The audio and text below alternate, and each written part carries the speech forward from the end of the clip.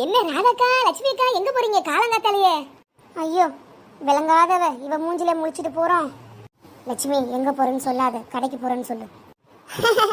வாமா போனா, நல்லா இருக்கியா? கடைக்கு போறமா? கடைக்கு போறியா? யார்கிட்டக்கா காது குத்துற? மகனுக்கு பொண்ணு வந்திருக்கா, பார்க்க போறதா கேள்விப்பட்டேன். பொண்ணெல்லாம் வரல போனா, வந்திருக்குன்னு செய்தி கேள்விப்பட்டோம், விசாரிக்க தான் போறோம். ஆக மொத்தத்துல பொண்ணை பார்க்க தானக்கா போறீங்க, சொல்லிட்டு போனா என்னக்கா?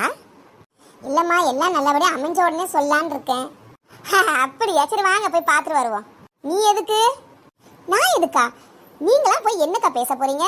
நீங்களாம் அந்த காலத்துக்கு கிளவிங்க, நாங்களாம் இந்த காலத்துக்கு ஏற்ற மாதிரி இருக்கிறோம். அதனால போய் என்ன எதுன்னு விசாரிக்க வேணாமா?